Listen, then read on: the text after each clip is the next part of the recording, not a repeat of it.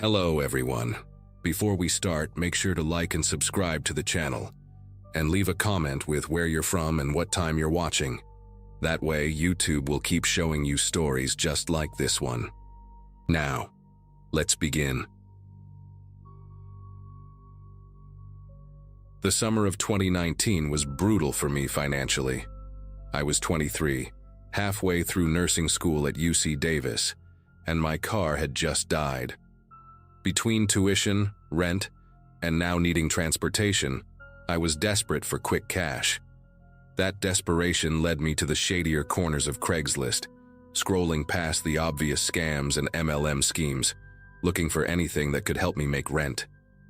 Most nights, I'd fall asleep with my laptop still open, job listings blurring together on the screen. It was a Thursday evening when I found the post. Mixed between ads for moving help and plasma donation, there it was. Medical assistant needed, 1 day, $500 cash. The description was minimal but specific enough to catch my attention. They needed someone with basic medical knowledge to assist with a private procedure, emphasizing discretion and professionalism. The poster mentioned they couldn't go to a hospital for personal reasons, but assured it was nothing illegal. Something about the formal tone made it seem legitimate, like maybe it was an undocumented immigrant afraid of deportation or someone without insurance needing basic care. I responded immediately, mentioning my nursing background and current studies. Within an hour, I received a reply from someone signing himself as William. His emails were articulate, almost scholarly in their precision. He explained he suffered from a rare neurological condition that made hospital visits problematic, something about extreme anxiety triggered by medical facilities. He needed help with what he described as a minor surgical intervention that any second-year nursing student could handle. We exchanged several emails where he asked about my experience with wound care, sterile technique, and basic anatomy. His questions were surprisingly thorough, the kind a medical professional might ask. The next morning, he sent an address in Roseville, about 20 minutes from campus. It was a nice neighborhood, the kind with maintained lawns and American flags on every other porch. I parked outside a beige 2-story house with a meticulously groomed garden. Wind chimes hung from the porch, playing a gentle melody in the morning breeze. Everything about the place screamed normalcy, which somehow made me more nervous than if it had been run down. I texted my roommate Lisa the address just in case, and walked up the driveway at exactly 10 a.m. as instructed. William answered before I could knock.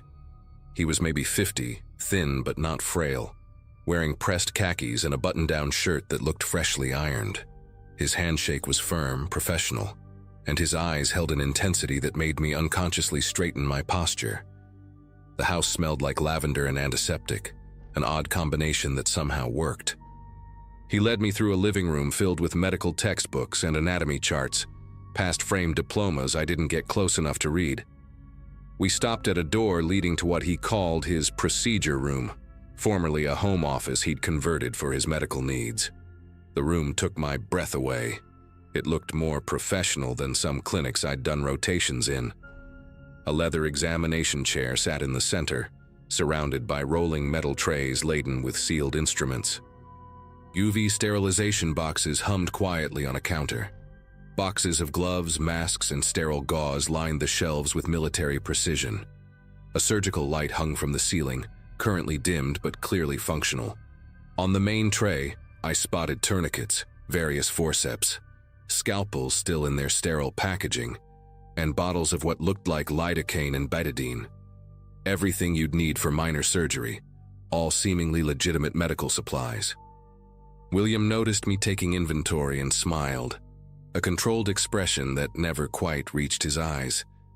He walked to a small refrigerator in the corner and pulled out a sealed container. "I appreciate your punctuality," he said, setting the container on the counter. "As I mentioned in our correspondence, I have a condition that makes traditional medical care challenging. Today's procedure is straightforward but requires an assistant to maintain sterile field while I work." He paused, studying my reaction.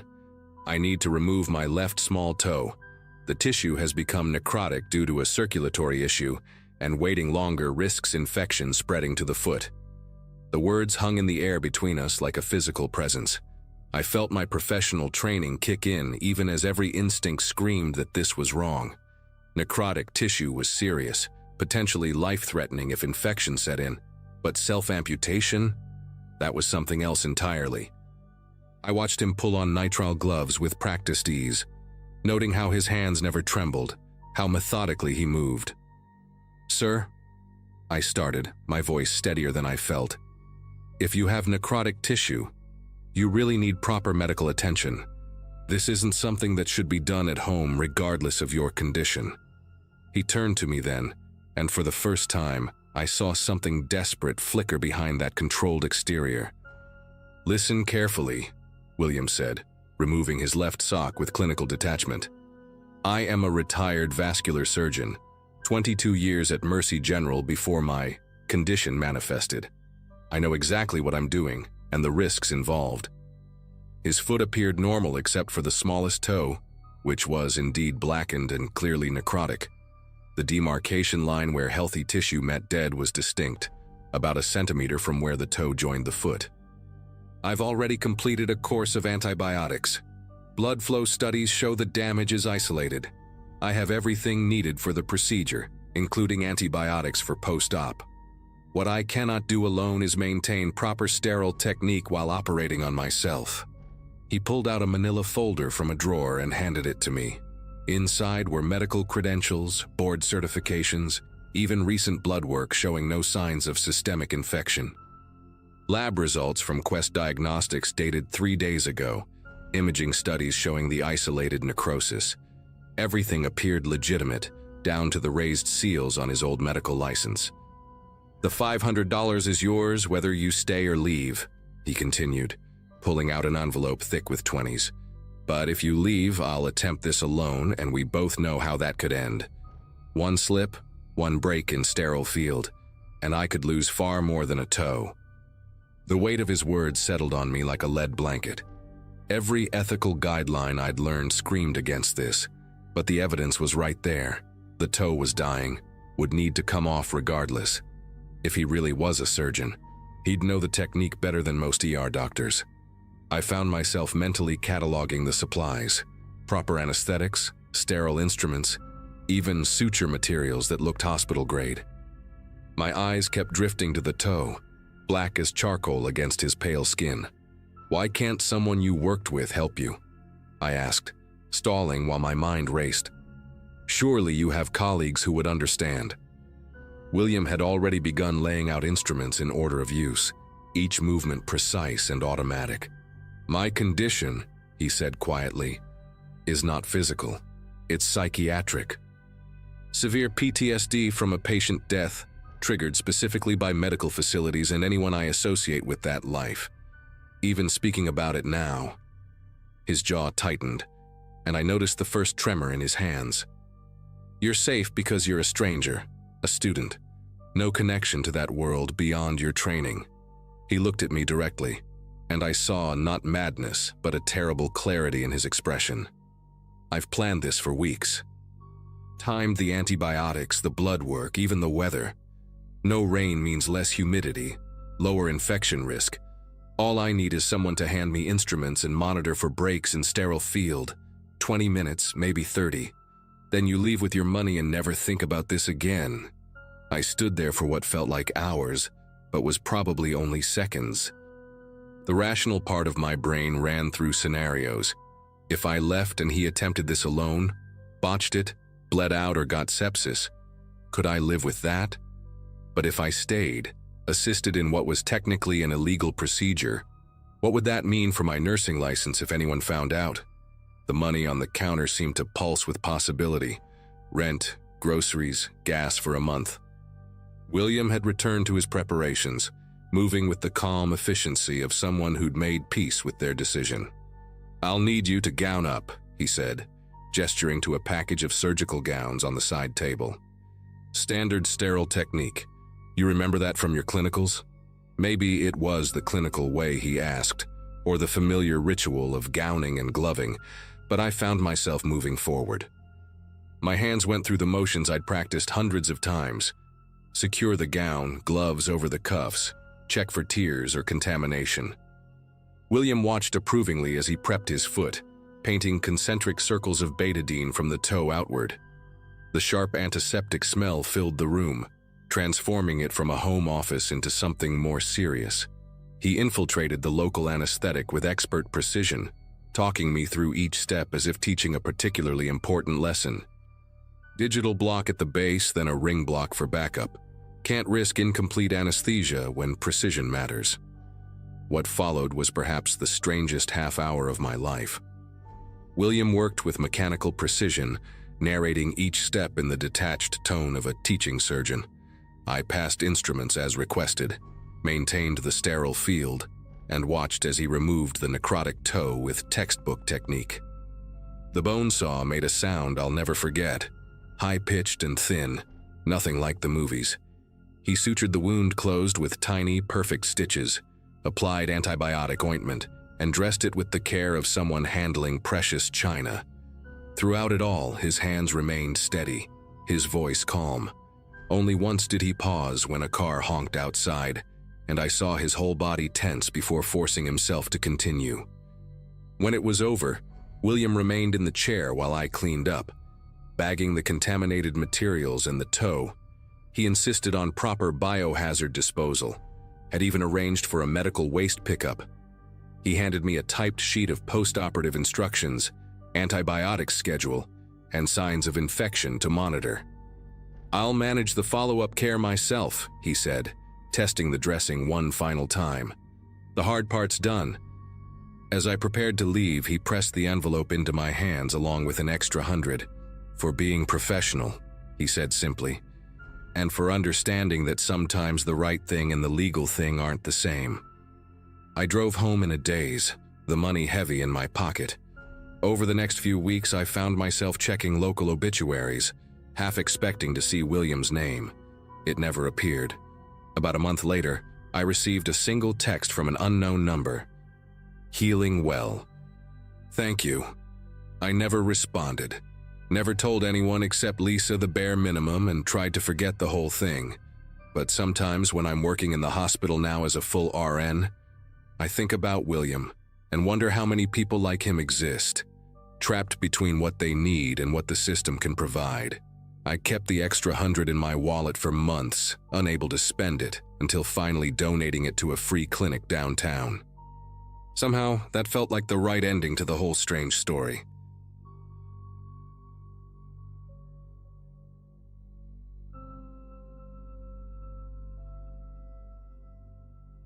I was 27 and had just moved to Portland after my divorce. The rain didn't bother me. It matched my mood most days anyway. I'd found a decent apartment near Hawthorne and landed a job at a veterinary clinic downtown. Most of my friends were still back in Phoenix, and the loneliness hit harder than I expected. That's how I ended up scrolling through Craigslist one night in early October, looking at the strictly platonic section. I know. Not exactly the smartest move, but I figured maybe I'd find someone to grab coffee with, explore the city, just have normal conversations that didn't revolve around sick cats and dogs. His post stood out because it wasn't trying too hard. New to Portland, looking for someone to check out bookstores and food carts with. I promise I know the difference between your and your. Simple, grammatically correct, no red flags. We exchanged a few emails, and he seemed genuinely nice.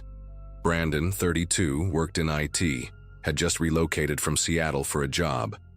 He sent me a photo that looked like it was taken at Powell's Books, wearing a plain gray hoodie and holding up a copy of Hitchhiker's Guide to the Galaxy. Nothing about him screamed danger.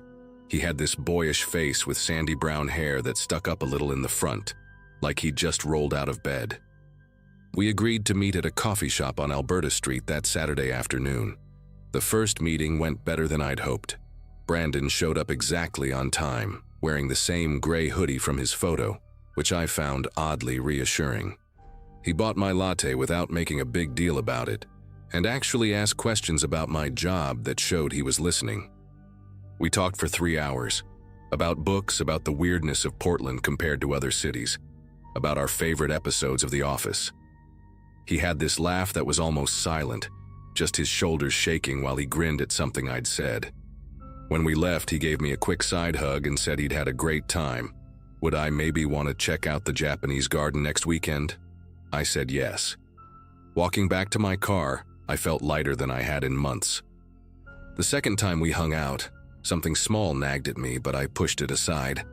We'd met at the garden entrance, and he'd brought me a coffee. A vanilla latte, exactly what I'd ordered the week before. Sweet, right? Thoughtful.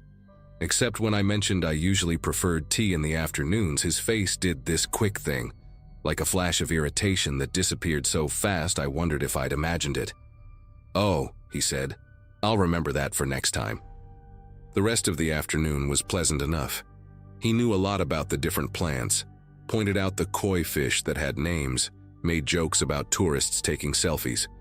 But when we were leaving, he asked what I was doing the next day and the day after that, and did I want to grab dinner Monday. When I said I had plans with a coworker Monday, that same flash crossed his face. "That's cool," he said. "Maybe another time." Monday morning, I walked into the clinic and nearly dropped my keys. Brandon was sitting in the waiting area, no pet carrier in sight, just scrolling through his phone. When he saw me, his face lit up like Christmas morning. "Hey, thought I'd surprise you with coffee before your shift." He held up 2 cups from the place down the street. My coworker Jenna raised her eyebrows at me from behind the reception desk. I forced a smile, took the coffee, tea actually, he'd remembered, and walked him outside. "How did you know where I work?" I asked, trying to keep my voice casual. He laughed that silent laugh. "You mentioned it was the clinic on 5th and Washington. Only one there, so..." He shrugged like it was nothing. After he left, Jenna asked who he was. When I explained, she made a face. "Girl, that's a little intense for someone you've hung out with twice." I decided to give him the benefit of the doubt. Maybe he was just awkward, overeager. I'd been there before, getting too excited about a new friendship. But then, Wednesday happened. I was grabbing lunch at a food cart pod near work when I spotted him at a table in the corner. He wasn't eating, just sitting there with a laptop open. When our eyes met, he waved enthusiastically and gestured for me to join him. "What are the odds?" he said when I walked over. My stomach felt tight, but I sat down anyway. We chatted while I ate my banh mi, and he mentioned he'd been working remotely from different spots around the city, trying to find his favorite. Made sense, I told myself. Portland's not that big. We probably just frequented the same areas. Friday afternoon, I was leaving work when I saw the gray hoodie again. This time, Brandon was across the street, leaning against a brick wall, looking at his phone. I ducked back inside before he could see me, and watched through the glass door. He stood there for 20 minutes before finally walking away. That night, I got a text from him. "Haven't heard from you in a few days. Everything okay? Want to hang out this weekend?" I stared at the message for a long time before typing back that I was busy, maybe next week. His response came instantly. "Sure, no problem. Let me know when you're free. I really enjoy spending time with you." Something about the way he phrased it made my skin prickle. Saturday morning, I decided to test something. I told my roommate I was going to the farmer's market, made sure to mention it was the one at PSU, not the one closer to our apartment. Then I went to the PSU market as planned. I was examining some late-season tomatoes when I heard that familiar voice. "Hey, stranger." Brandon appeared beside me, canvas shopping bag in hand. "I love this market," he said. "Come here every Saturday." But his bag was empty, and I'd been there 40 minutes without seeing him until just now. I made an excuse about meeting a friend and left quickly, my heart hammering against my ribs. When I glanced back, he was still standing by the tomato stand, watching me go. That night, I couldn't sleep. Every car that passed my apartment made me peek through the blinds. Around 2 a.m., my phone buzzed. A text from Brandon. "Saw you at the market today, but you seemed in a rush. Hope everything's okay." Then another, "Did I do something wrong?" And another, "I thought we were friends." They kept coming, one after another, until I had 12 messages. The last one made my breath catch. "I just want to make sure you're safe. Sweet dreams." I turned off my phone and double-checked all the locks. Sunday passed without incident, but I couldn't relax. I kept expecting to see that gray hoodie everywhere I went. Monday morning brought a delivery to the clinic. A bouquet of sunflowers with a card that read, "Thinking of you. B." Jenna helped me throw them in the dumpster out back. I finally told her everything, and she insisted I should file a police report. But what would I say? That a guy I'd met for coffee was being too friendly? That he happened to be in the same public places as me? I knew how it would sound. That afternoon, though, something changed everything. I was checking my phone during a break when I saw I had a Facebook message from someone named Cheryl Lawson. I didn't recognize the name, but her profile picture showed a woman about my age with tired eyes. Her message was short but devastating. "I found your profile through Brandon's friends list. I'm his ex-girlfriend. Please be careful. He was arrested 6 months ago for violating a restraining order I had against him. He did the same thing to me, seemed perfect at first, then started showing up everywhere. It escalated fast. He installed tracking software on my phone, hid a GPS device in my car, would sit outside my apartment for hours. When I tried to break things off, he broke into my place while I was at work and rearranged all my furniture to how it should be. The police finally took it seriously when he showed up at my sister's wedding in California. He's supposed to be in court-mandated therapy, but I doubt he's going. I moved away from Seattle to get away from him. Please protect yourself." I read Cheryl's message 3 times, each word making my chest tighter. I immediately called the police and filed a report, showing them the messages and explaining the pattern. They said they'd look into it but couldn't do much unless he made a direct threat or tried to make physical contact. I changed my phone number that day, deleted all my social media, and started varying my routes to work. For a week, nothing happened. No sightings, no messages, no surprise visits. I started to breathe again. Then, the following Monday, I came home to find a letter taped to my apartment door. No return address, but I recognized the neat handwriting from the flower card. Inside was a 3-page letter detailing every place I'd been that week, what I'd worn, who I'd talked to. At the bottom, he'd written, "I know you're scared, but you don't need to be. I just want to take care of you. We belong together, and deep down you know it too." I packed a bag and stayed with Jenna that night. The next morning we went to the courthouse together, and I filed for a restraining order. The judge granted a temporary one based on the letter and Cheryl's testimony via phone. When Brandon was served, he apparently broke down crying and told the officer that I was confused, that we were dating, that this was all a misunderstanding. 2 days later, he was arrested for violating the order. The police found him in the parking garage at my work, sleeping in his car with a box full of printed photos of me. Photos from the coffee shop, the garden, the market, even some taken through the clinic windows. The last I heard, he'd taken a plea deal that included jail time and mandatory psychiatric treatment. I never went back to that apartment. I transferred to a clinic in another part of the city and learned to pay attention to those small warnings my gut had tried to give me. Sometimes being polite isn't worth the risk. Sometimes when someone seems too good to be true, it's because they're hiding something that could destroy your life.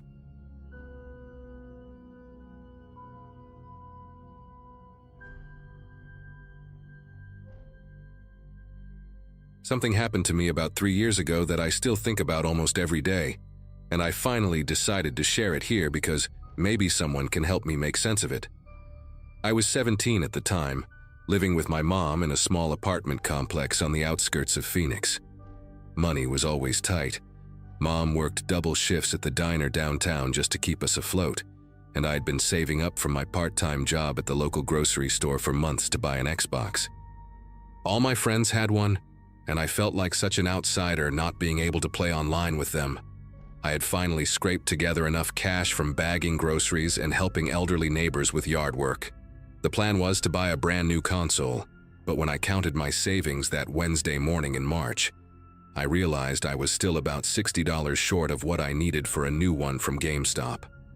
That's when I decided to check Craigslist for used consoles. I had never bought anything from a stranger online before, But desperation makes you do things you normally wouldn't consider. I spent hours scrolling through listings, most of which were either way overpriced or looked sketchy as hell. Then I found it. An Xbox One with 2 controllers and 5 games for exactly what I had saved up. The listing was posted by someone called Gary M., and the photos looked legitimate enough. The console appeared to be in good condition, the controllers weren't too worn down, and the games included were actually ones I wanted to play. What really sold me was that the guy said he was moving across the country for work and needed to get rid of it fast. The price seemed almost too good to be true, but I figured it was worth the risk. I sent him a message that same afternoon, trying to sound more mature than I actually was. Gary responded within an hour, which surprised me because most Craigslist sellers usually take forever to get back to you. His message was short and to the point. He could meet me that evening at 6 p.m. in the Walgreens parking lot on Jefferson Street, about 15 minutes from my apartment. He said he preferred public places for safety reasons, which actually made me feel more comfortable about the whole thing. I had read enough horror stories about Craigslist meetups gone wrong, so meeting at a busy pharmacy seemed like a smart choice. The parking lot was always packed, especially during rush hour when people stopped by to pick up prescriptions on their way home from work. I told my mom I was going to meet a friend and would be back before dinner, which technically wasn't a lie since I considered Gary a potential friend if the transaction went well. I spent the rest of the afternoon cleaning out my car and counting my money for the 3rd time that day. The bills were mostly crumpled 1s and 5s from tip money I had been saving, and I organized them neatly in my wallet so I wouldn't look like a complete amateur during the exchange. I also printed out the Craigslist listing and Gary's phone number on a piece of paper, just in case my phone died or something went wrong. My mom always taught me to be prepared for the worst-case scenario, and even though this seemed like a straightforward transaction, I wanted to cover all my bases. As 6 p.m. approached, I started getting nervous butterflies in my stomach, the kind you get before taking a big test or asking someone out on a date. I had never done anything like this before, and the excitement of finally getting my Xbox was mixed with the anxiety of meeting a complete stranger. I arrived at the Walgreens parking lot about 10 minutes early and parked near the front entrance where there were plenty of people walking in and out. The place was busy as expected, families picking up medications, elderly couples slowly making their way to the automatic doors, teenagers like me hanging around waiting for rides. I kept checking my phone every 30 seconds, refreshing my messages to see if Gary had sent any updates about his arrival. At exactly 6 p.m., my phone buzzed with a text from him saying he was pulling into the parking lot in a dark blue Honda Civic. I looked around and spotted the car almost immediately. It was an older model, maybe early 2000s, with a small dent on the passenger side door and what looked like a bumper sticker that had been partially peeled off. Gary was behind the wheel, and from what I could see through the windshield, he appeared to be a middle-aged guy with thinning brown hair and glasses. As I walked toward his car, I noticed Gary get out and wave at me with what seemed like a genuine smile. He was shorter than I expected, probably around 5'7", wearing a faded red flannel shirt and dark jeans that looked like they had seen better days. His sneakers were old and scuffed, the kind you wear when you're doing yard work or moving heavy furniture. What struck me as odd was how he kept glancing toward the back of his car, almost like he was checking to make sure something was still there. When I got closer, I could see the Xbox box sitting on his passenger seat through the window, which made me feel more confident that this was a legitimate transaction. Gary extended his hand for a handshake and introduced himself. His voice was raspy like he had been smoking for years, but he seemed friendly enough. We made small talk for a minute about the weather and how busy the parking lot was, and Gary mentioned again that he was moving to Denver for a new job and had to get rid of a bunch of stuff quickly. He opened the passenger door and pulled out the Xbox box, which looked exactly like the photos he had posted online. The weight felt right in my hands, and I could see the controllers and games inside through the plastic window. I was about to hand him the money when I heard something that made my entire body tense up. The unmistakable sound of a baby crying. It was coming from the back of his car, specifically from the trunk area, and it was loud enough that I was sure other people in the parking lot could hear it too. The crying wasn't like a muffled recording or a ringtone. It was raw and desperate, the kind of cry that makes you want to immediately find the baby and comfort it. Gary's entire demeanor changed in an instant. The friendly smile vanished from his face, and his eyes darted around the parking lot like he was checking to see if anyone else had noticed. He practically sprinted to the back of his car, fumbling with his keys as the crying got louder and more frantic. I stood there holding the Xbox box, completely confused about what was happening, but instinctively knowing that something was very wrong with this situation. Gary managed to pop the trunk open just a crack. I couldn't see inside from where I was standing, but the crying stopped almost immediately. He slammed it shut again and turned back to me with a forced laugh, wiping sweat from his forehead even though it wasn't particularly hot outside. "Sorry about that," he said, his voice shaking slightly. "That's just my nephew's kid. The little guy always cries when we go for car rides. My sister asked me to babysit while she runs errands." The explanation didn't make any sense to me. Why would you put a baby in the trunk of your car instead of using a car seat in the back? And why did Gary look so panicked when the crying started? I could feel my heart pounding in my chest as I tried to process what I had just witnessed. Gary was now standing between me and his car, almost like he was deliberately blocking my view of the trunk. He kept talking rapidly about the Xbox, pointing out features and trying to hurry the transaction along, but I wasn't really listening anymore. All I could think about was that desperate crying and how quickly it had stopped when Gary opened the trunk. The whole situation felt like a nightmare, and every instinct I had was screaming at me to get away from this guy as fast as possible.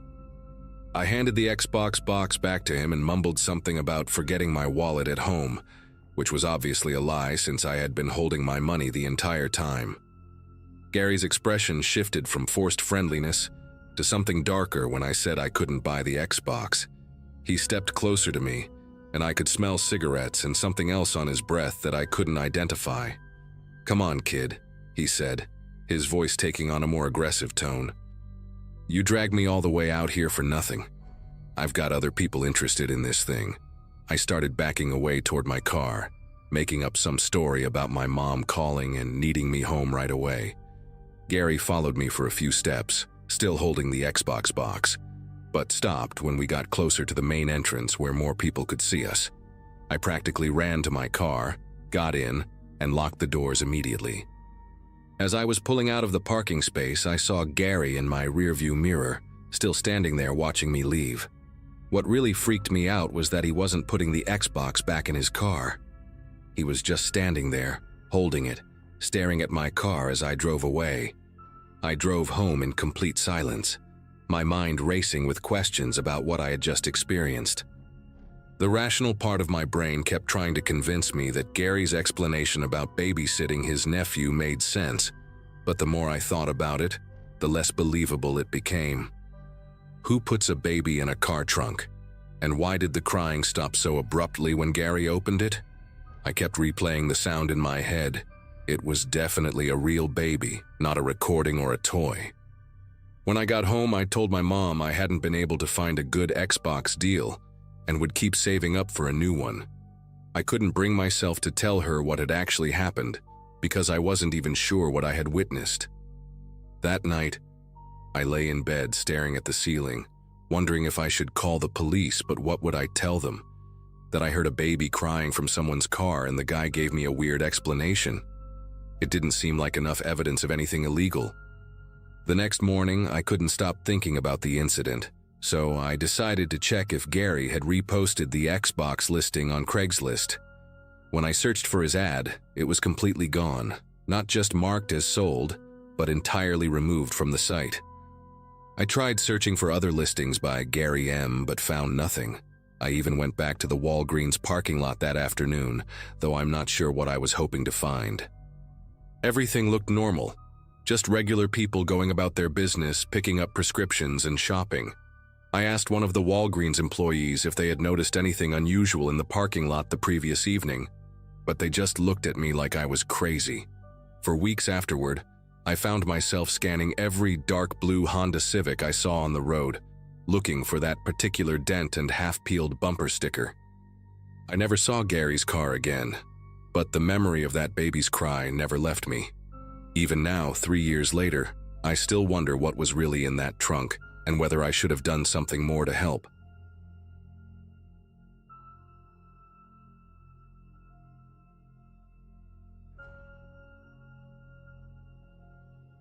Looking back, I should have trusted my gut about that whole situation, but money was tight, and I needed every dollar I could get. At 34, I was working construction during the day and trying to make ends meet by renting out my power tools on weekends through Craigslist. It wasn't glamorous, but my DeWalt drill set and circular saw were top quality, and plenty of DIY guys in town were willing to pay decent money to borrow them for a day or two rather than buy their own. I'd been doing it for about 6 months without any real problems, mostly just weekend warriors wanting to build a deck or fix up their garage. The system was simple. Meet at a public place, check their ID, collect a deposit plus the rental fee, and arrange a return time. Usually went smooth as clockwork. That particular Friday in November started like any other. I'd posted my usual ad the night before, and by morning I had 3 responses sitting in my inbox. 2 were the typical requests: a guy wanting the drill for cabinet installation, another needing the saw for some fence repairs. But the 3rd email caught my attention because of how specific it was. The sender, who called himself David Chen, said he needed the full set for a basement renovation project and was willing to pay double my usual rate for a 3-day rental. He wrote in perfect English, mentioned he was new to the area and didn't have his own tools yet, and even offered to pay an extra security deposit to show he was serious. When someone's offering to pay that much above asking price, you don't ask too many questions. We arranged to meet Monday morning at the McDonald's parking lot on Elm Street. Neutral territory, plenty of witnesses, security cameras. David showed up right on time, driving a clean, newer model Chevy pickup that looked like it belonged to someone who actually did construction work. He was probably in his late 20s, average height, wearing work clothes that had seen some use but weren't beat to hell. What struck me most was how prepared he seemed. He had cash ready, knew exactly which tools he wanted to look at, and asked smart questions about battery life and blade sharpness. His driver's license looked legitimate when I checked it, and he handed over my asking price plus the security deposit without trying to negotiate. The whole transaction took maybe 10 minutes, and I walked away thinking I'd finally found one of those ideal customers you hope for but rarely get. The plan was simple. He'd use the tools Monday through Friday, then meet me back at the same McDonald's Friday evening to return everything and get his deposit back. Monday and Tuesday passed without incident. I didn't expect to hear from him anyway, since most renters just do their work and bring the stuff back when promised. But when Friday rolled around and 6 o'clock came and went with no sign of David, I started getting that familiar sinking feeling in my chest. I waited in that parking lot for over an hour, calling the number he'd given me every 15 minutes, but it just rang and rang before going to a generic voicemail. By 8 o'clock, I was pissed off and starting to panic, because those tools represented nearly $2,000 worth of equipment, money I absolutely could not afford to lose. The next morning, I woke up with that gnawing anxiety that comes from knowing you've been screwed over, but not knowing what to do about it. I tried calling David's number again, still nothing. I even drove back to the McDonald's like maybe he'd show up a day late, with some excuse about family emergencies or work running over. After sitting there for another wasted hour, I decided I needed to take action.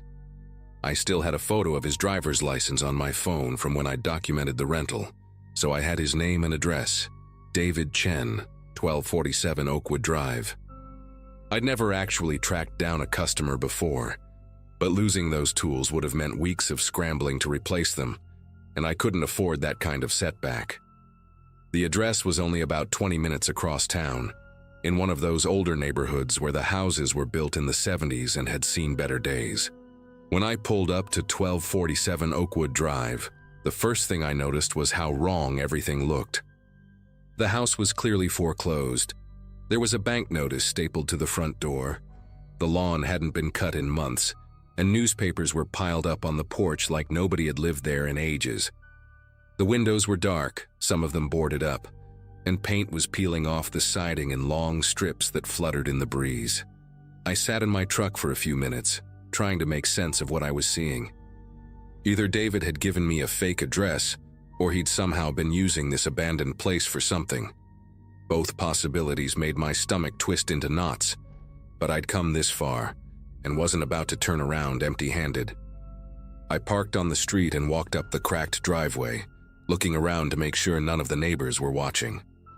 The front door was locked tight, but as I circled around to the backyard, I could see there was a small shed tucked back behind some overgrown bushes. It was one of those aluminum storage buildings you can buy at Home Depot, maybe 8 by 10 feet, with a simple padlock hanging from the door handle. Something about seeing that lock made my pulse quicken. If this place was truly abandoned, why would anyone bother securing a storage shed? I walked closer, stepping carefully through the tall weeds and broken glass scattered around the yard, and that's when I noticed the fresh tire tracks in the dirt leading right up to the shed door. The lock was one of those cheap master locks that you could probably cut with bolt cutters, but I didn't have any tools with me. I circled the shed looking for another way in, and found that one of the aluminum panels on the back side was loose, probably from years of weather damage.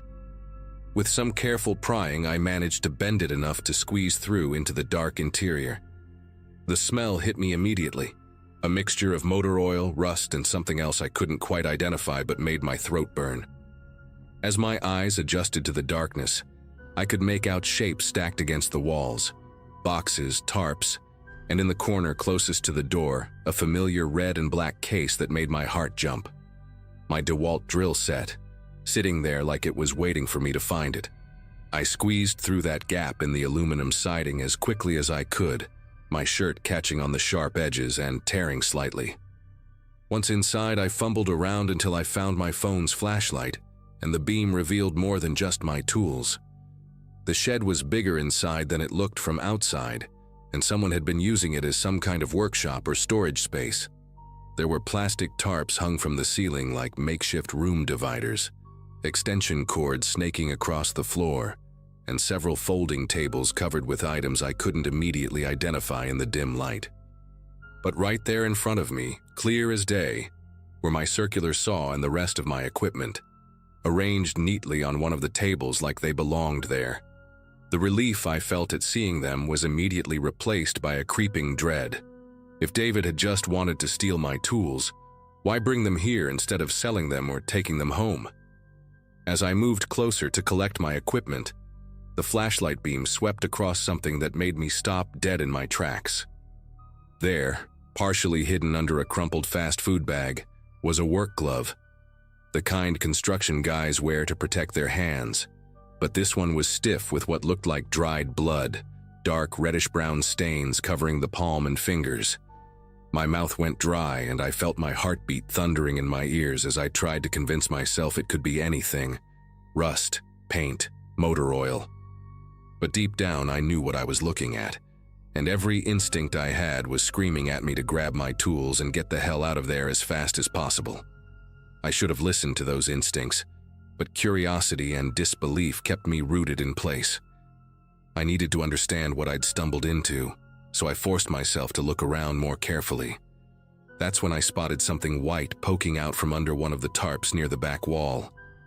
Using a screwdriver I found on the table, I carefully lifted the plastic, and my flashlight illuminated a torn driver's license. The photo showed a middle-aged man with graying hair and kind eyes, someone who looked like he could have been anybody's father or neighbor. But what made my blood turn to ice was the name printed clearly across the bottom: Robert Martinez, with an address from 2 towns over. This wasn't David Chen's license. This belonged to someone else entirely.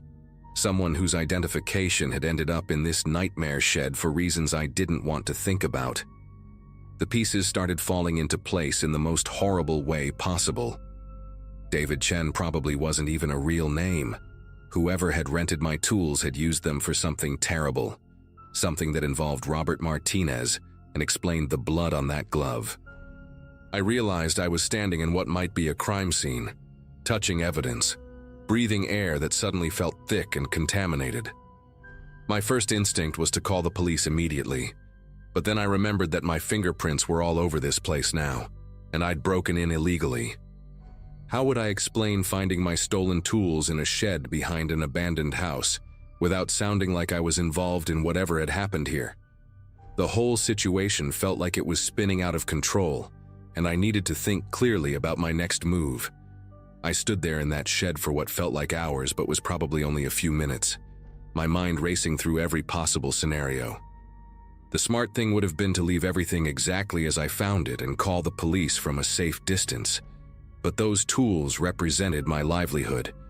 Without them, I couldn't work, couldn't pay rent, couldn't survive. So I made a decision that still haunts me.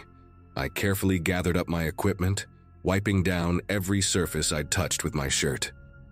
I used the screwdriver to push the bloody glove and torn license back under the tarp, exactly where I'd found them, then squeezed back through that gap in the aluminum siding. As I loaded my tools into the truck, I kept expecting police sirens or someone to come running out of the neighboring houses, but the street remained eerily quiet. The drive home was the longest 20 minutes of my life. Every red light felt like an eternity. Every police car I passed made me grip the steering wheel tighter. I kept thinking about Robert Martinez's face on that license, wondering if he had a family somewhere, wondering where he was, if there were missing person reports filed, if detectives were already working his case. But I also couldn't stop thinking about my own survival, about the bills piling up on my kitchen table, and the fact that I was just one missed paycheck away from losing my apartment. By the time I pulled into my driveway, I'd convinced myself that calling the police anonymously was the right thing to do. I could report the location without mentioning the tools or how I'd found the place. I waited until the next evening to make the call, using a payphone at a gas station across town. I told the dispatcher I'd been walking my dog behind the foreclosed house on Oakwood Drive and noticed the shed door was open, with what looked like suspicious items inside. I hung up before they could ask for my name or callback number, then drove straight home and waited. The local news picked up the story 3 days later.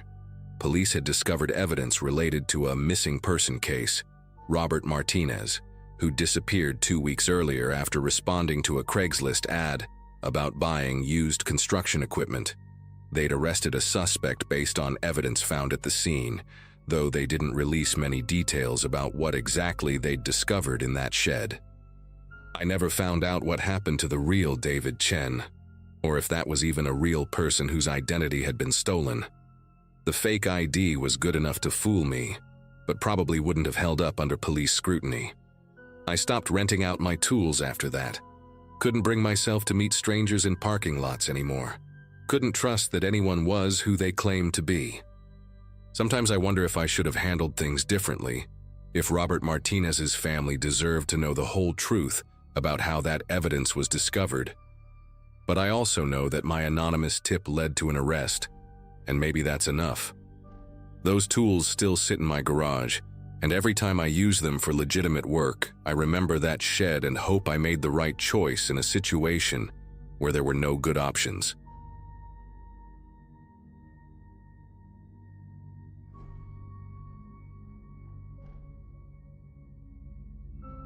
People always told me I was too trusting for my own good, but I never thought that would almost get me killed. At 26, I was working as a dental hygienist in a small town outside Phoenix, Arizona, living in a cramped apartment with my tabby cat, Whiskers. It was early September 2021, and I'd been going through a rough patch after my divorce from my college boyfriend. Whiskers was literally my only companion most days. I'd come home from cleaning teeth all day to find him waiting by the door, purring like a tiny motor. My brother Tyler, who was 3 years older and worked construction, always joked that I loved that cat more than most people loved their kids. He wasn't wrong. Wednesday morning started like any other, except when I got up to feed Whiskers, he was nowhere to be found. I searched every corner of my apartment, calling his name until my throat was raw. The bathroom window was cracked open about 6 inches. I always left it that way for fresh air, never thinking a cat could squeeze through such a small gap.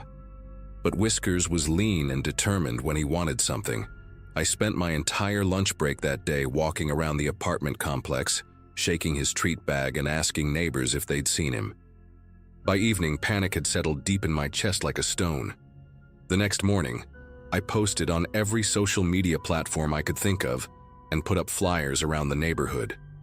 But the most important thing I did was create a detailed Craigslist ad with Whiskers' photo. A beautiful shot of him sitting in a sunbeam, his green eyes bright and alert. I offered a $200 reward, which was basically my entire grocery budget for the month, but I didn't care. The ad described his distinctive white patch on his chest that looked like a tiny star, his habit of chirping instead of meowing, and how he had a small scar above his left eye from a kitten accident. I included my phone number and begged anyone who'd seen him to call immediately. The response came faster than I expected. Around noon on Thursday, my phone buzzed with an unknown local number. The man's voice was gravelly, like he'd been smoking for decades, and he spoke slowly with what sounded like a slight southern accent. He said his name was Eugene, and that he'd found a cat matching Whiskers' description near his trailer on the outskirts of town. He described the white star marking perfectly, and even mentioned the scar, which made my heart leap with hope.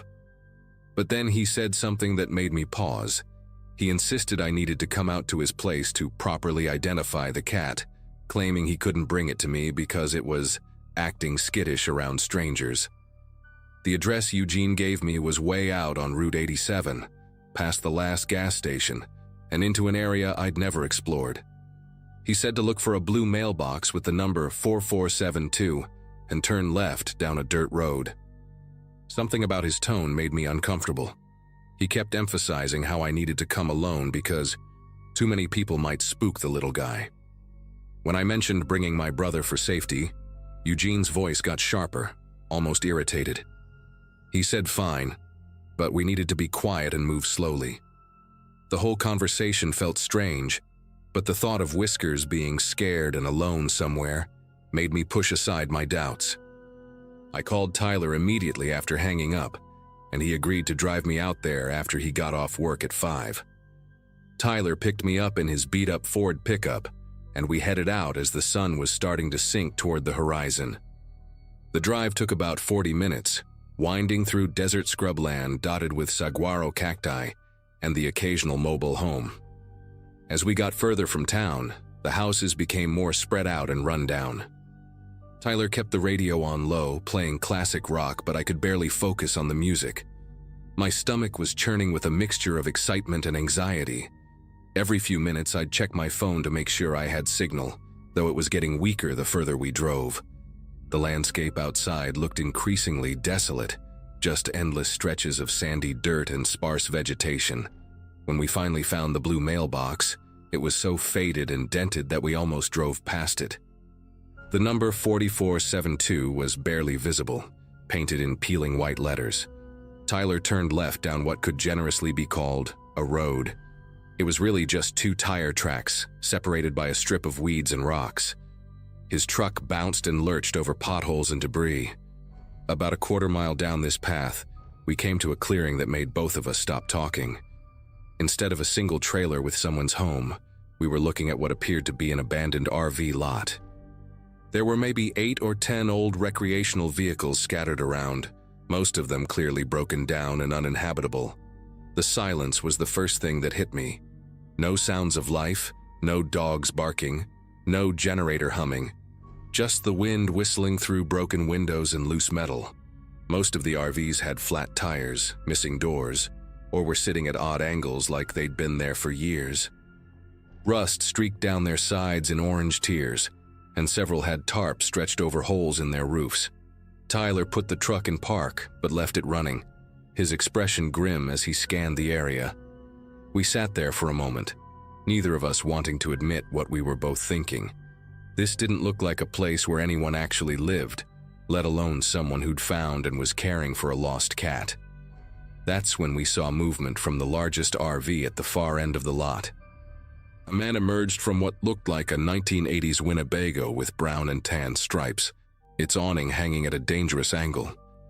Even from a distance, Eugene looked exactly like his voice sounded. weathered and rough around the edges. He was probably in his 50s, wearing a stained baseball cap and clothes that had seen better days. What made my skin crawl was how he stood there watching us, not waving or walking over like a normal person would. He just stared, completely motionless, as if he was studying us. Tyler muttered something under his breath about this being a bad idea, but I was still clinging to hope that maybe Whiskers was actually in there somewhere. Eugene finally started walking toward us, and I noticed he had a pronounced limp favoring his right leg. His face was lean and angular, with deep lines carved around his eyes and mouth. When he got close enough to talk, he didn't greet us normally. Instead, he launched right into insisting we needed to come inside his RV to see the cat. He claimed Whiskers was hiding under his bed and wouldn't come out for strangers, so we'd have to go in and coax him out ourselves. The way he said it felt rehearsed, like he'd practiced this conversation.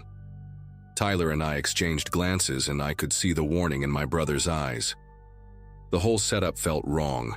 Why wouldn't Eugene just bring the cat outside, or at least show us through a window? When Tyler politely suggested that Eugene could carry the cat out to us, the man's demeanor shifted dramatically. His friendly facade cracked, and irritation flashed across his face like storm clouds rolling in. He started talking faster, his words tumbling over each other as he explained why that was impossible. The cat was too scared, too traumatized, too delicate to be moved. He kept stepping closer to Tyler's truck, and I noticed his hands were clenched into fists at his sides. The way he was looking at us wasn't friendly anymore. It was calculating, like he was trying to figure out how to convince us to do what he wanted. My instincts were screaming at me to leave, but the possibility that Whiskers might actually be in there kept me frozen with indecision. Eugene's voice got louder and more agitated when we continued to hesitate. He started gesturing wildly toward his RV, insisting that we were wasting time and that the cat was getting more stressed by the minute. He claimed he'd spent his own money on cat food and had been taking good care of Whiskers for days, so the least we could do was trust him enough to come inside for 5 minutes. But there was something in his eyes that didn't match his words. A kind of desperate intensity that made every alarm bell in my head go off. Tyler must have sensed it too, because he quietly reached over and made sure his door was unlocked. The sun was getting lower, casting long shadows across the lot, and the whole place felt like it was holding its breath, waiting for something terrible to happen. That's when Tyler made the decision for both of us. He put the truck in reverse and started backing away slowly, telling Eugene through the open window that we'd come back another time with animal control to help safely retrieve the cat. Eugene's reaction was immediate and terrifying. He lunged toward the truck, yelling that we couldn't leave, that the cat needed us now. His voice cracked with desperation as he chased after us on foot, his limp making his gait uneven and frantic. In the side mirror, I watched him stumble and nearly fall, but he kept coming, shouting something about how we were making a mistake. Tyler floored it once we hit the main dirt road, kicking up a cloud of dust that obscured Eugene from view. My heart was pounding so hard I thought it might burst. The drive back to town was silent except for the sound of gravel hitting the underside of Tyler's truck. Neither of us spoke until we were safely back on the paved highway, and even then, it was just Tyler muttering about how we should call the police. But what would we tell them? That a man had asked us to come inside his RV and we'd refused? That he'd acted strange when we tried to leave? It all sounded paranoid when I thought about it rationally, but my gut told me we'd just escaped something horrible. When we got back to my apartment, I immediately checked my Craigslist ad and noticed something chilling. Eugene had been the only person to respond to it, despite the $200 reward and detailed description. No legitimate sightings, no other calls, nothing. Tyler insisted on staying the night, sleeping on my couch with a baseball bat within reach. We spent hours dissecting every detail of the encounter, trying to make sense of what Eugene's real intentions might have been. The more we talked, the more convinced we became that there had never been any cat at that RV lot. The way he'd described Whiskers' markings so perfectly could have come straight from my Craigslist post, and his insistence that we come inside felt like a trap that we'd barely avoided. Tyler called his buddy who worked for the county sheriff's department and described the location, just in case other people had reported similar incidents. Apparently, that area was known for transients and had been the site of several theft reports over the years. The next morning brought the miracle I'd been praying for, but in the most ordinary way possible. Whiskers showed up at my apartment door, skinny and dirty but completely unharmed. He'd apparently been hiding in a storm drain 3 blocks away, probably too scared to venture out until he got desperate enough for food. My neighbor's kids found him that morning and recognized him from the flyers I'd posted around the complex. As I held him close, feeling his familiar purr against my chest, I realized how close I'd come to walking into what could have been a nightmare scenario. Tyler and I agreed never to respond to isolated locations again without police backup, and I took down my Craigslist ad immediately. Sometimes I still think about Eugene and that abandoned RV lot, wondering how many other people he might have contacted with similar stories, and whether we were the first ones smart enough to drive away.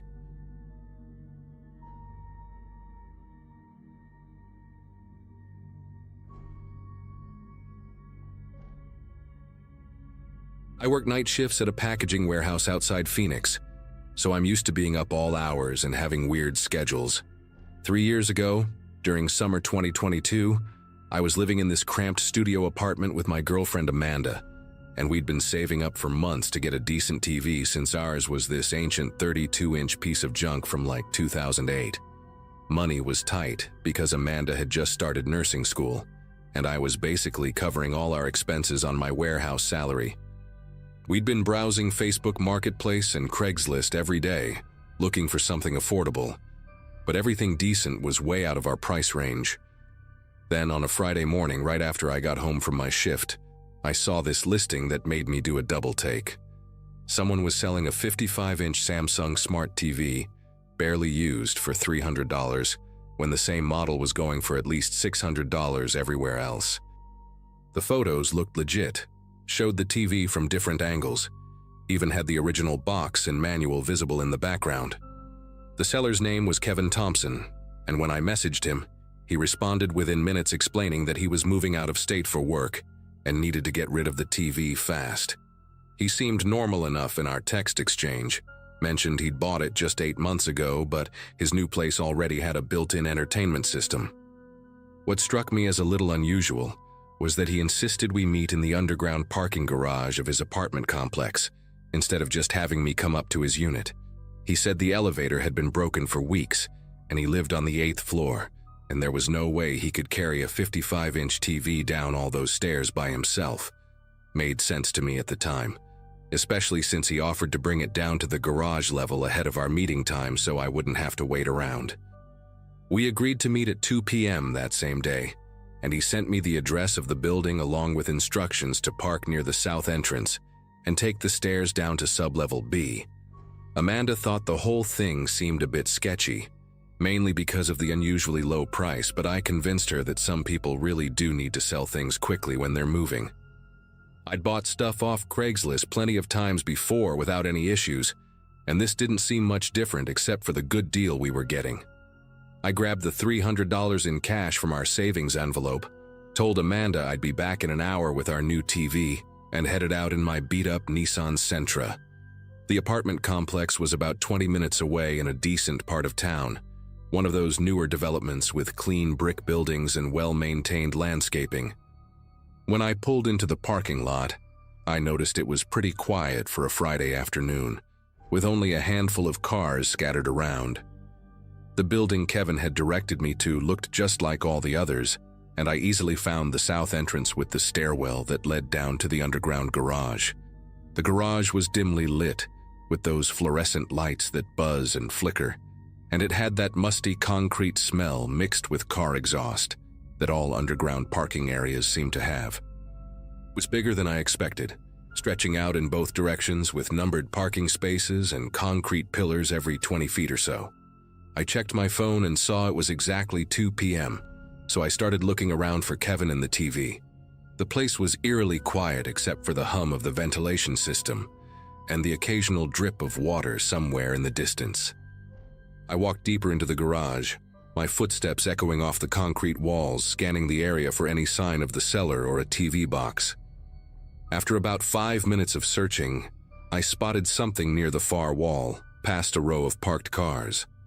There, sitting by itself against the concrete wall, was a large cardboard box that looked exactly like a TV box, complete with Samsung branding and product images on the side. As I got closer to the box, I could see it was still sealed with the original tape, and it definitely looked like the real deal. The model number matched what Kevin had listed in his ad, and the box seemed heavy enough to actually contain a TV. I pulled out my phone to text Kevin that I'd found the box but didn't see him anywhere, when I heard the echo of footsteps behind me. They were slow and deliberate, not like someone just walking casually through a parking garage. I turned around expecting to see Kevin approaching with an apologetic smile for being late, but instead, I saw a figure about 30 feet away, walking toward me from the direction I'd just come from. The person was wearing dark clothing and had something covering their face. Not a ski mask exactly, but more like a bandana or scarf pulled up over their nose and mouth, with a baseball cap pulled down low over their eyes. What made my heart start racing wasn't just the mask, it was what I could see in their hands. They were holding what looked like white plastic zip ties, the heavy-duty kind we used at the warehouse to secure large packages. The person wasn't running or moving aggressively, but there was something calculated about the way they were walking, like they were trying not to startle me into bolting immediately. I stood there for what felt like forever, but was probably only a few seconds, trying to process what I was seeing and figure out if there was some innocent explanation. Maybe this was Kevin and he was wearing a mask because he was sick, and the zip ties were for securing the TV box somehow. But every instinct I had was screaming that this situation was completely wrong, and I needed to get out of there immediately. I didn't waste time trying to figure out who this person was or what they wanted. I just turned and ran toward the nearest exit, which was back the way I'd come, but the masked figure was blocking that route. So I headed deeper into the garage, hoping to find another stairwell or exit ramp. The footsteps behind me quickened, and I could hear them getting closer as I weaved between parked cars and concrete pillars. My work boots were making too much noise on the concrete floor, basically announcing exactly where I was to whoever was chasing me. I ducked behind a large SUV and tried to catch my breath while listening for the footsteps, which had stopped completely. The silence was almost worse than hearing them, because now I had no idea where this person was, or if they were sneaking up on me from a different direction. After crouching behind the SUV for what felt like several minutes, I carefully peered around the bumper and saw the garage was empty. No sign of the masked figure anywhere. I waited another few minutes, then made a quick dash for what looked like an exit ramp leading up to street level. I didn't stop running until I was back at my car, and even then I sat there for a while with the doors locked, watching the entrance to make sure no one followed me out. I tried calling Kevin's number several times, but it went straight to voicemail, and when I checked the Craigslist listing later that evening, it had been completely deleted. I never found out who that person was or what they were planning to do with those zip ties, but I'm pretty sure I wasn't supposed to walk away from that garage. Amanda made me promise to never meet strangers in isolated places like that again, and I've stuck to that promise ever since. The whole drive home, I kept checking my rearview mirror to make sure nobody was following me. My heart was still pounding when I walked through our apartment door, and Amanda immediately knew something was wrong just by looking at my face. When I told her what happened, she went pale and made me sit down while she got me a glass of water. She kept asking if I was sure about what I saw, not because she didn't believe me, but because the whole thing sounded so surreal. We spent the next hour going over every detail, trying to figure out if there was any logical explanation for why someone would lure me to an underground garage with a fake TV listing. The more we talked about it, the more obvious it became that this was some kind of setup, and I'd basically walked right into whatever trap they'd laid out. Amanda insisted we call the police, so we did. But honestly, they didn't seem too interested when I explained that nothing actually happened to me. The officer who took my report said that without any physical evidence or actual crime being committed, there wasn't much they could investigate. He did say they'd patrol that area more frequently for a few days, and he advised me to be more careful about Craigslist meetups in the future. What bothered me most was that this Kevin Thompson guy clearly didn't exist. The phone number was probably a burner, and the listing had vanished without a trace. Someone had put real effort into creating this elaborate trap, complete with legitimate-looking photos and a convincing backstory about moving for work. It made me wonder how many other people had fallen for similar schemes, and whether I was just lucky to have gotten away. For the next few weeks, I found myself constantly looking over my shoulder whenever I was alone, especially in parking areas or anywhere with poor lighting. Amanda started picking me up from work instead of letting me walk to my car by myself in the warehouse parking lot. We also decided to just save up the extra money for a brand new TV instead of trying to find another deal online. The whole experience changed how I think about meeting strangers from the internet. Now, I insist on public places with lots of people around, preferably during daylight hours. I also started telling my friends and coworkers about what happened, and I was surprised by how many of them had their own stories about sketchy Craigslist encounters, though none quite as scary as mine. The strangest part is that about 6 months later, Amanda found a news article about a string of robberies in our area, where victims were lured to isolated locations through fake online listings. The police had arrested 2 men who were using stolen photos and fake identities to set up meetings in parking garages and empty lots, then robbing people at gunpoint or knife point. The article didn't mention zip ties specifically, but it did say the suspects sometimes restrained their victims before taking their money and belongings. Reading that article gave me chills because I realized how close I'd come to becoming another statistic. I never found out if the Kevin Thompson incident was connected to those arrests, but the timing and methods were awfully similar. These days, I stick to buying electronics from actual stores, even if it costs more. Some deals just aren't worth the risk.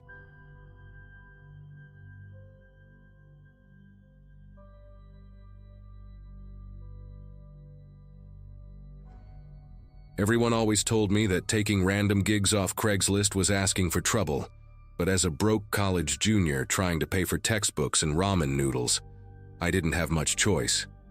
The posting seemed legitimate enough. Some guy named Mitchell needed someone to watch his 2 cats for a long weekend, while he visited family in Colorado. $50 a day plus free food from his fridge sounded like a dream compared to my usual diet of instant mac and cheese. I was studying psychology at the local state university, living in a cramped dorm with my roommate Sarah, who had the annoying habit of bringing guys over at all hours. A quiet weekend in someone else's house, getting paid to basically do homework while keeping 2 cats company, felt like winning the lottery. The semester had been brutal. Between my part-time job at the campus bookstore and trying to maintain my GPA for my scholarship, I was running on about 4 hours of sleep most nights. Mitchell seemed nice enough when we met at a coffee shop near campus to exchange keys and go over the house rules. He was probably in his 40s, wearing a wrinkled button-down shirt and khakis that looked like he'd slept in them. His beard was slightly unkempt, and he had this nervous energy about him, constantly checking his phone and tapping his fingers on the table. The cats were named Pepper and Salt. He showed me pictures on his phone of 2 fluffy orange tabbies that looked identical to me. He explained that they were indoor cats, very shy, and would probably hide most of the time I was there. The house was about 20 minutes from campus, in one of those older residential neighborhoods where all the houses looked like they'd been built in the 70s. He handed me a crumpled piece of paper with his cell number and said to text him if anything came up, though he mentioned cell service might be spotty where he was going. Something about the way he avoided eye contact when he said that struck me as odd, but I brushed it off as social awkwardness. The house itself was exactly what you'd expect from a middle-aged bachelor who owned 2 cats. It was clean enough, but everything had that lived-in feeling. Newspapers stacked on the kitchen counter, a few dishes in the sink, and that faint smell of cat litter that never quite goes away no matter how often you clean it. The living room had an old leather couch that sagged in the middle, and a massive CRT television that probably weighed more than my car. The kitchen was small but functional, and Mitchell had left a note on the refrigerator about where to find the cat food and litter box. I'd arrived Friday evening around 6, just as the sun was starting to set, casting long shadows through the windows. The cats were nowhere to be seen, which Mitchell had warned me about. He said they'd probably emerge once they got used to my presence, maybe by Saturday morning.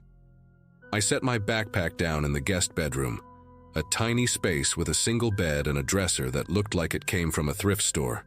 The whole place had this quiet, settled feeling, like it had been frozen in time for years. Saturday morning came and went without any sign of the cats, which started to worry me a little. I'd brought enough homework to keep me busy for the entire weekend, 2 psychology papers and about 300 pages of reading for my abnormal psych class. I spread everything out on the kitchen table and got to work, occasionally calling out for pepper and salt, in that ridiculous voice people use when talking to animals. The house stayed silent, except for the occasional creak of settling wood and the hum of the refrigerator.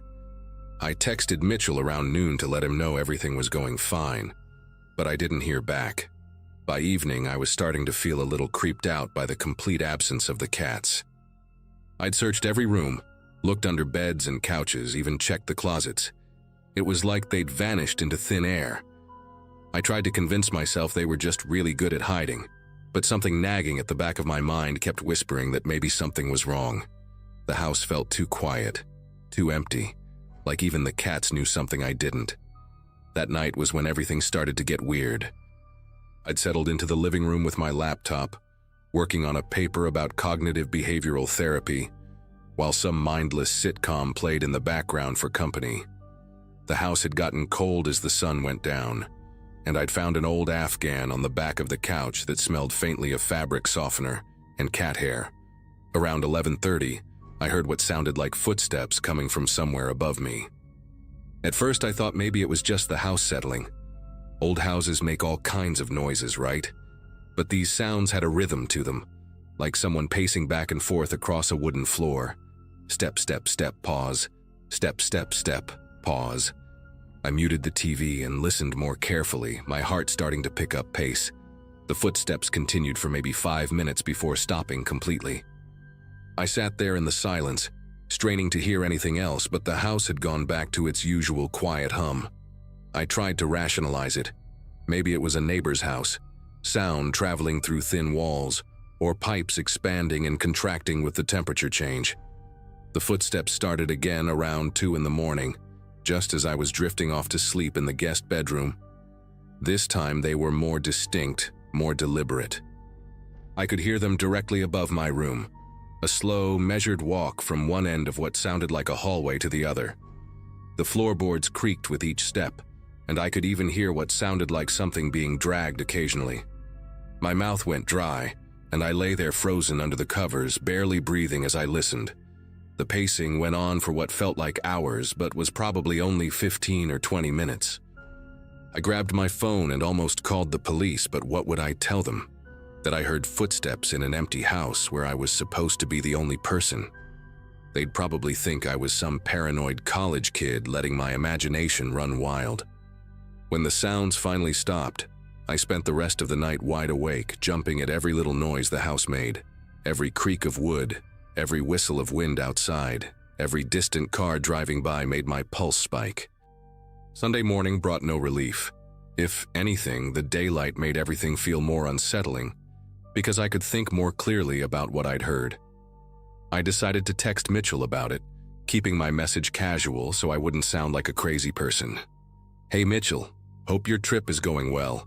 Quick question, I've been hearing some noises that sound like footsteps coming from upstairs. Is there maybe an attic space where animals could get in?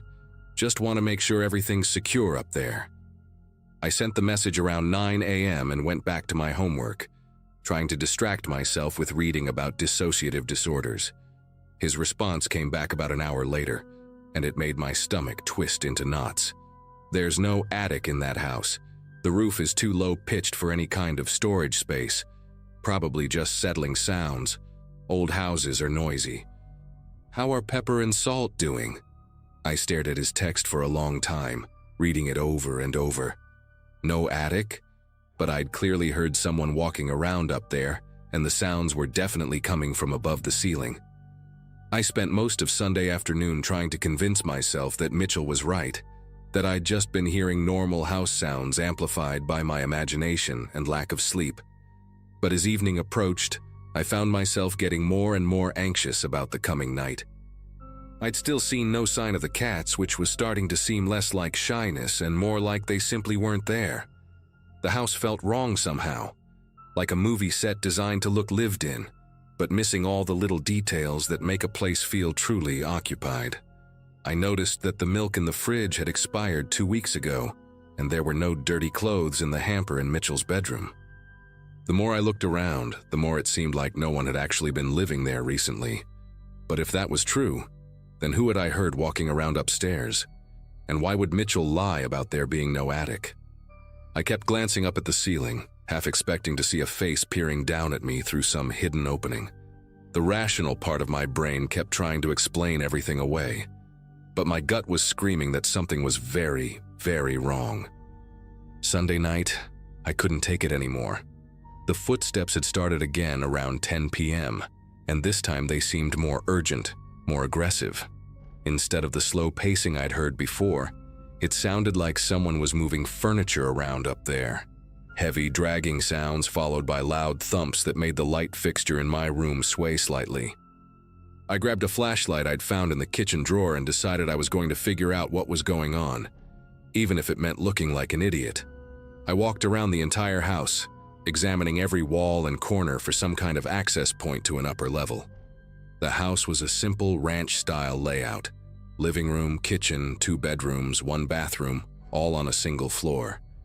But when I really looked at the structure from the inside, something didn't add up. The hallway seemed shorter than it should be given the external dimensions of the house, and there was this weird dead space near the bathroom that didn't correspond to any room. I ran my hands along the walls, looking for hidden panels or doors, but found nothing except smooth drywall and peeling wallpaper. That's when I decided to go outside and look at the house from the street. I'd been so focused on the interior that I hadn't really examined the roofline when I'd arrived. Grabbing my jacket and the flashlight, I stepped out into the cold night air and walked to the end of the driveway. What I saw made my knees nearly buckle. There, clear as day on the side of the house facing the backyard, was a small window tucked under the eaves of the roof. It was dark, but it was definitely there. A real window with a frame and everything, not just some decorative accent. The roofline was higher than I'd realized from inside, easily tall enough for a person to stand in an attic space. Mitchell had lied to me. But why? I stood there staring up at that window, my mind racing through possibilities. Maybe he'd forgotten about the attic, or maybe he was renting the house and didn't know about it himself. But even as I tried to come up with innocent explanations, every instinct I had was telling me to pack my stuff and leave immediately. As I stood there in the driveway, debating whether to call someone or just bail, I saw something that made my entire body go rigid with terror. A faint light flickered on behind the attic window just for a second, like someone had turned on a flashlight and then quickly turned it off. My eyes were locked on that window, and I barely dared to breathe as I waited to see if it would happen again. Then slowly, a shadow moved across the glass. It was definitely the silhouette of a person. I could make out a head and shoulders clearly outlined against what must have been some kind of light source inside. The figure seemed to be looking down at me, and even though I couldn't see any details, I had the overwhelming sensation that whoever was up there was staring directly at me. We stayed like that for what felt like an eternity. Me frozen on the driveway, and this mysterious person watching me from a window that supposedly didn't exist. My heart was hammering so hard I could hear it in my ears, and every muscle in my body was screaming at me to run. The spell broke when my phone buzzed with a text message, the sound so startling in the silence that I actually jumped and let out a small yelp. I fumbled for my phone, my hands trembling as I tried to unlock the screen while keeping my eyes on the attic window. The text was from Mitchell. "Everything going okay? Haven't heard from you today." The timestamp showed it had been sent just 30 seconds ago. I looked back up at the window and the figure was gone. just dark glass reflecting the streetlight. But I knew what I'd seen. Someone was living in that attic, someone Mitchell either didn't know about or was deliberately hiding from me. I typed back quickly, "Actually having some issues. Need to talk to you ASAP. Can you call me?" His response came back almost immediately. "Can't call right now. What kind of issues? Are the cats okay?" That's when it hit me. In all his concern about my issues, he'd asked about the cats first. The cats I still hadn't seen. The cats that might not even exist. I didn't waste another second outside. I ran back into the house, grabbed my backpack, and started shoving my things into it as fast as I could. My hands were shaking so badly I could barely zip the bag closed, but I knew I had to get out of there before whoever was upstairs decided to come down. As I was heading for the front door, my phone rang. Mitchell's name flashing on the screen. Against my better judgment, I answered it. "Listen," I said before he could speak. "There's someone in your attic. I saw them in the window. I'm leaving right now." There was a long pause. Then Mitchell's voice came through, but it sounded different. Colder, more calculated. "You need to calm down," he said. "There's no one in the house except you. You're probably just tired and seeing things." But I could hear something in the background of his call. The same creaking floorboards I'd been hearing above my head. He wasn't in Colorado. He was in the house with me, somewhere upstairs, and he'd been there the whole time. "I know you're here," I whispered into the phone, backing toward the front door. "I can hear the same sounds on your call that I've been hearing above me." The line went quiet for a moment. Then I heard him sigh. "You're a smart girl," he said, and his voice was closer now, like he'd moved to a different part of the attic. Smarter than the others. They usually just convinced themselves they were imagining things. Others. My stomach dropped as I realized this wasn't the first time he'd done this. How many other college students had he lured here with fake house-sitting jobs? And what had happened to them? I could hear movement upstairs now, footsteps heading toward what must be a staircase or ladder. I turned the deadbolt and yanked the front door open, but it only moved about 6 inches before stopping with a loud clank. There was a chain lock at the top that I hadn't noticed before, positioned too high for me to reach easily. I stretched up on my tiptoes, frantically trying to unlatch it while listening to the sounds of someone climbing down from the attic. The chain finally came loose and I burst out of the house, running toward my car parked on the street. Behind me, I could hear the front door slam open and heavy footsteps on the porch. I didn't look back as I fumbled with my keys, my fingers barely working from the adrenaline and cold. The car started on the second try, and I peeled away from the curb so fast my tires squealed against the asphalt. In my rearview mirror, I saw a figure standing in the doorway. Definitely not the nervous, disheveled man I'd met at the coffee shop. This person was taller, broader, wearing dark clothes that made him blend into the shadows. I drove straight to the police station, my phone buzzing continuously with calls from Mitchell's number that I didn't dare answer. When I told the desk sergeant my story, he listened patiently, but I could see the skepticism in his eyes. A house-sitting job from Craigslist, mysterious sounds in the attic, a homeowner who lied about the house's layout. It sounded crazy even to me as I said it out loud. The police did send a car to check on the house, but when they got there, it was completely empty. No sign of anyone living in the attic, no evidence of the cats that were supposed to be there, and no trace of Mitchell or whoever had been upstairs. The officers found that the house had been on the market for 3 months after the previous owner moved to a nursing home. No one named Mitchell had any legal connection to the property. The real estate agent confirmed that several people had reported break-ins over the past few weeks, but nothing had ever been stolen, just signs that someone had been staying there temporarily. I never found out who Mitchell really was, or what he'd planned to do to me if I hadn't figured out he was there. The police theorized that he was probably a transient who'd been using the empty house as a base to run some kind of scam, targeting vulnerable college students with fake job postings. I deleted my Craigslist account that night, and never responded to another online job posting again. Sometimes I still wonder about those others he mentioned, and whether they all made it out like I did. But mostly, I try not to think about what would have happened if I hadn't decided to step outside and look up at that attic window.